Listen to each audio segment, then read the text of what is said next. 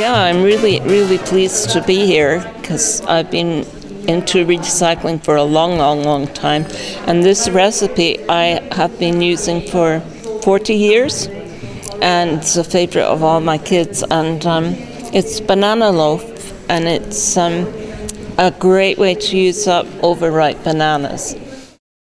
One of the things I've done professionally, very deliberately to contribute to caring for the environment, was I developed a range of natural dyes from plants and plant material that are non-toxic, and they're non-toxic in how they grow, not using any toxic materials. The procedure for dyeing them is non-toxic as well, and you can throw the waste liquid away. Just throw it on the grass really, and the plants can go in the compost. So you can see the range that you can get from natural dyes. And this is from cochineal beetles, which it's the shells, so you're not killing the beetles.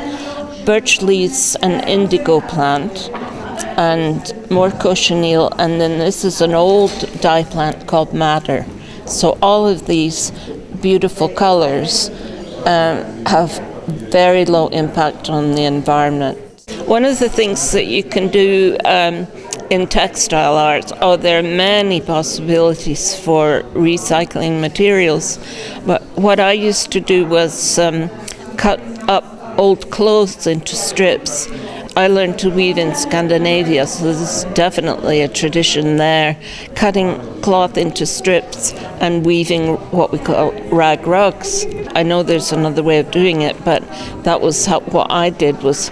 And then sometimes for my tapestries, I'd maybe have a sweater that I'd knitted, say it was blue and it was beginning to be a bit worn. I would cut the knitting into strips and weave a sky, and by weaving you would sort of catch the stitches so they didn't unravel, and you'd get a lovely textured sky.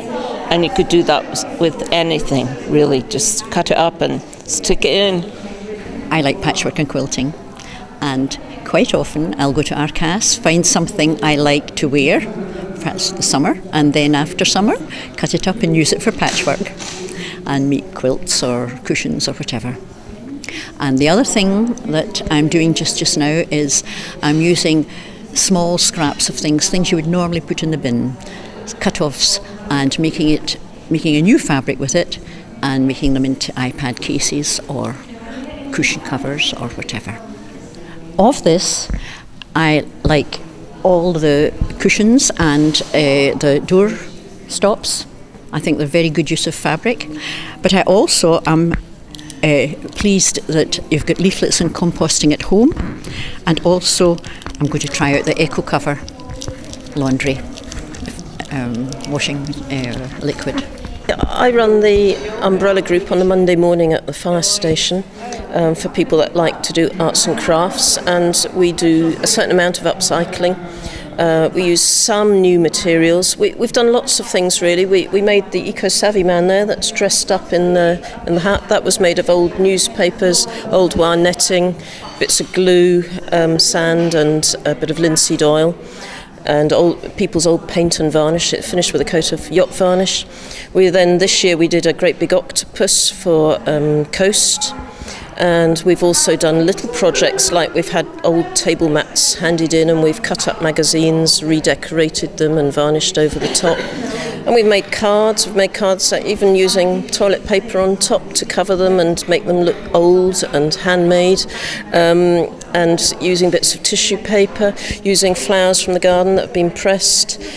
And scarves we've made out of wool, and one of my members came brought one back last week, and she decorated it all with old sequins and made it look absolutely stunning.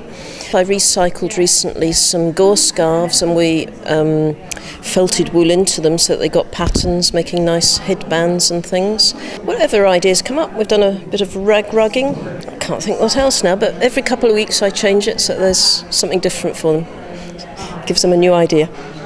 I've seen all sorts of nice, interesting ideas, and there's always things you can do. A lot of the things I've been doing before, making things out of plastic bottles and things like that, and the plastic milk bottle with the bottom cut off makes the best baler for a boat that I've ever seen. It's quick and easy to use with its handle, and there's various other things I've used. We used to use the tops of lemonade bottles cut off as a funnel and things like this. Always use things again.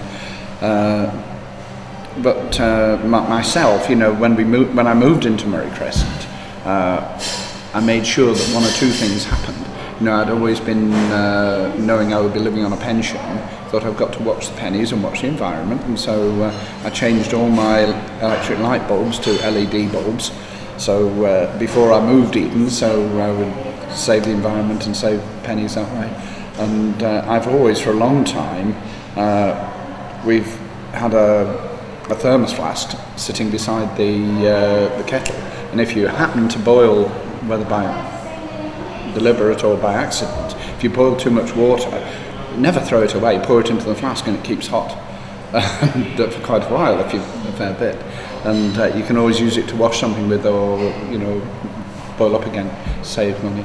But the greatest money saver I think I've discovered in my house, being a small bungalow, the only way to heat the water is officially to heat a tank is electricity with an immersion heater. And on my own, it's just not viable. It's nonsense. So I have an electric shower, and the bathroom is immediately opposite the kitchen. So I heat my water when I want hot water to wash dishes. I just take a bucket across and put all the washing up bowl, put the hot water in from the shower head. I've actually unscrewed the shower head so I can use it as a tap and screw it back when I want to shower. And so I put the hot water in there and take it into the kitchen and wash my dishes. And the same with washing in there. And then of course I have a shower whenever I need it. So I don't need to heat a whole tank of hot water every day. And I think if most people did something like that, the environment would be a lot better off. There's a lot to be said for the modern idea of combi boilers that heat water as you use them. So these are some of the things I've used, but I'm seeing lots of nice ideas around here as well, and always worth taking note of other people's ideas.